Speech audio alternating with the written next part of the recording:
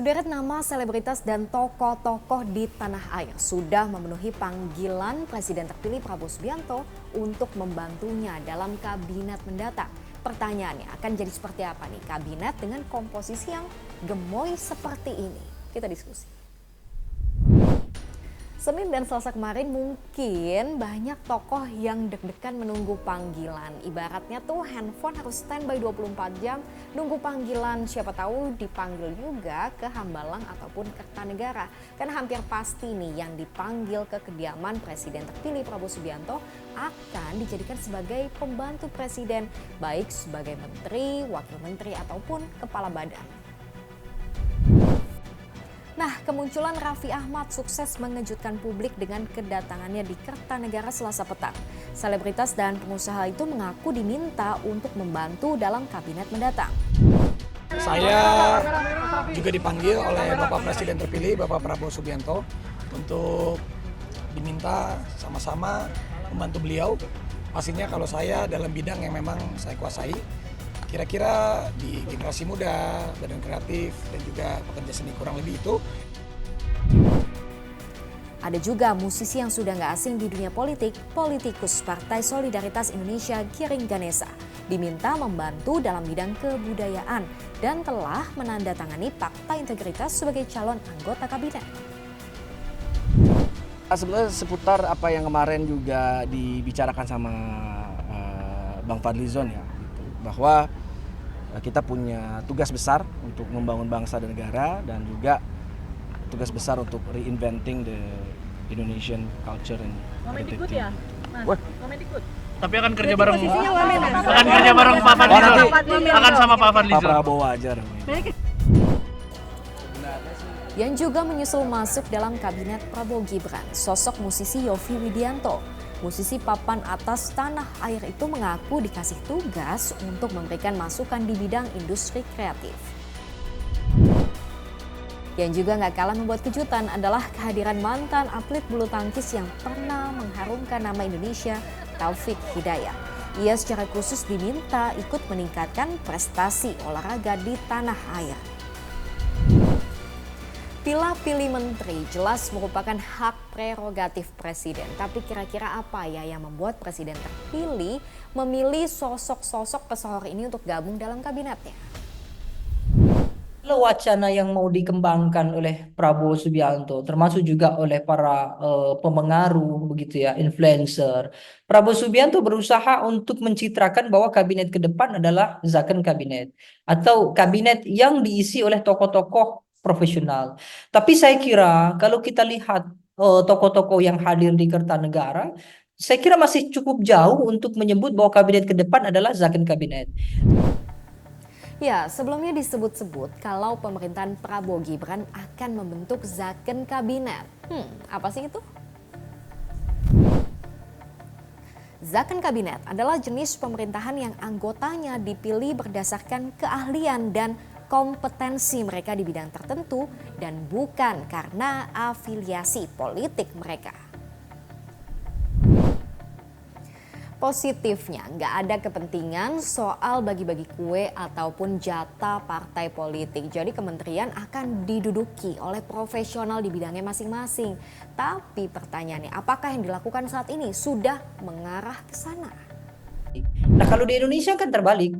Mereka yang bukan bagian dari partai politik sekalipun, begitu mereka diinstruksikan atau mungkin diwacanakan sebagai bagian dari kabinet ke depan, itu kan berusaha keras untuk dekat dengan parpol. Apalagi tokoh-tokoh yang kemarin, sebut saja siapa yang bukan anggota partai politik. Raffi Ahmad misalnya, atau mungkin Miftah Maulana. Tetapi yang kita ketahui adalah mereka adalah bagian dari tim sukses.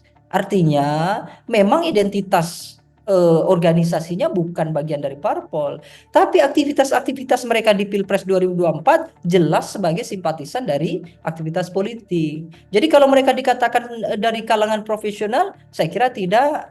Mungkin iya, pekerjaan mereka selama ini bukan di bidang politik, tapi kepentingan yang besar kemungkinan akan mereka bawa jelas adalah kepentingan partai politik.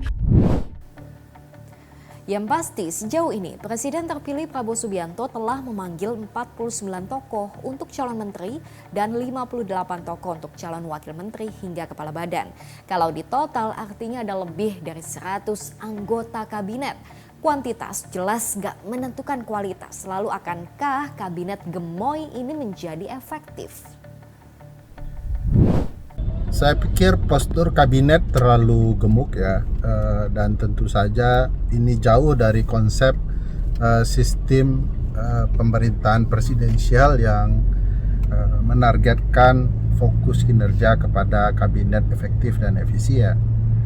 Dan jumlah yang terlalu besar itu tidak saja menimbulkan masalah koordinasi antar kementerian dan koordinasi di bawah ampuan presiden, tetapi juga akan menimbulkan beban biaya tinggi.